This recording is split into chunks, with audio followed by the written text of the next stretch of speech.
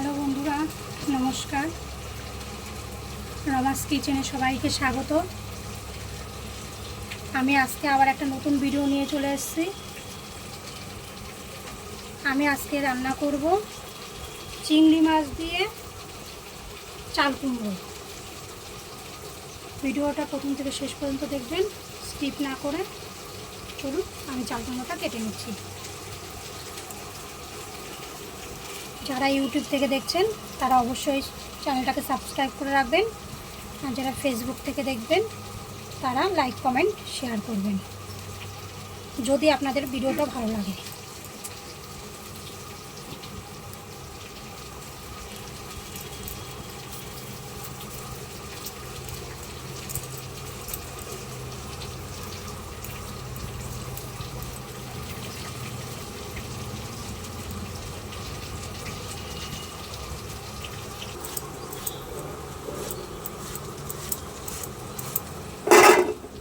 চাল কুমড়োটা আমি এইভাবে কেটে নিচ্ছি। তো চাল কুমড়োটা এইভাবে আমি কেটে নেব। এই চাল কুমড়োটা আমার কাটা হয়ে গেছে। এবার আমি চাল কুমড়োটারে একটুখানি জল ছাড়াই সেদ্ধ করে নেব। একটুখানি নুন একটু রান্না করে জল আছে, শুধু একটু নুন দেবো, আর কিছু দেবো না।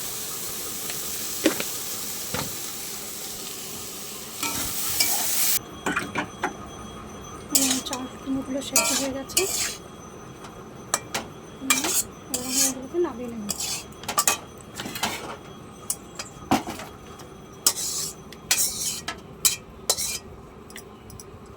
এটা আমি তেল দিয়েছি, তেলটা একটু বেশি করে দেবো। আমি এই তেলের মধ্যে একবারে আমি মাছ ফোড়ন দিয়ে মাছ ভেজে চাল কুমড়ো দিয়ে দেবো। আলাদাভাবে আমি ফোড়ন দেবো না। একটা শুকনো লঙ্কা দিয়ে দিলাম,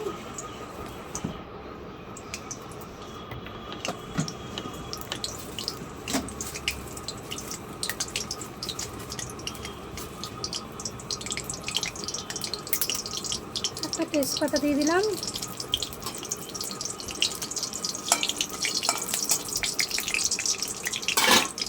এটা একটু ভাজা ভাজা হয়ে গেলে আমি একটু কালো জিরে ফোড়ন দেবো।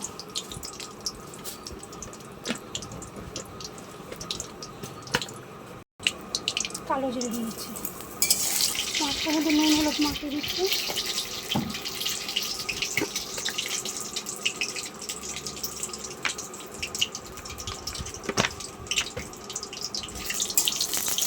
দুটো কাঁচা লঙ্কা চিড়ে দিয়ে দিলাম, তার সঙ্গে মাছগুলো দিয়ে দিচ্ছি। মাছগুলো অনেক সময় আগে তুলে রাখা হয়, কিন্তু আমি আগে তুললাম না, একবার আমি দিয়ে দিই। এবার আমি চাল কুমড়োগুলো দিয়ে দিচ্ছি।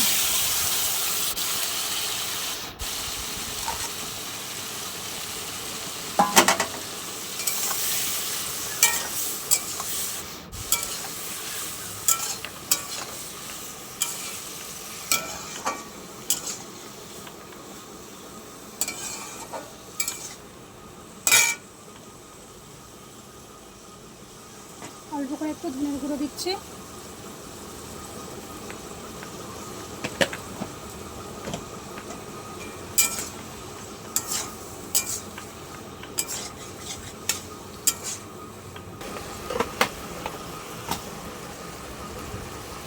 আজকে আমি চাল কুমড়োটা রান্না করলাম একদম অল্প মশলা দিয়ে। অনেকে এর মধ্যে যেমন কোনো সময় দেখা যায় যে আদা বাটা দেওয়া হয়, একটু রাঁধুনি বাটা দেওয়া হয়। আমি আজকে একদম শুধু অল্প করে ধনের গুঁড়ো দিলাম আর কাঁচা লঙ্কা চিড়ে দিলাম, আর কিচ্ছু দিই না। নামানোর আগে একটু মিষ্টি দিয়ে দিলাম, অল্প করেই চিনি দিলাম। সেটা যে যেমন স্বাদ বুঝে চিনিটা দেবো, আর কোনো মশলা আমি দেবো না এর মধ্যে।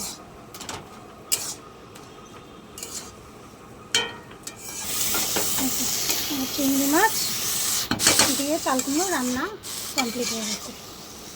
একদম অল্প মশলা দিয়ে একবারে ফোড়ন দিয়ে বসিয়ে দিয়েছি।